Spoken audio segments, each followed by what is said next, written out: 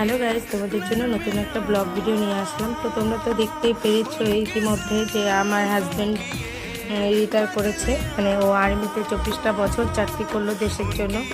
তো যাই হোক, আমি একটা ছোট্ট সারপ্রাইজ রেখেছি ওর জন্য। আর আমার পাড়ার সবাই আমাকে এত সহযোগিতা করেছে, মানে বলে প্রকাশ করতে পারবো না। সবাইকে অসংখ্য ধন্যবাদ যে আমাকে এত বড় একটা, মানে কি বলবো, সারপ্রাইজ বা আমার হাজব্যান্ডকে এত বড় একটা সারপ্রাইজ দেওয়ার জন্য।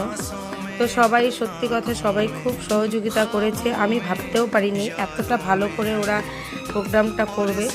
তো যাই হোক, আমি এখন আনতে যাচ্ছি হাজব্যান্ডকে নিউ কুচবিহারে।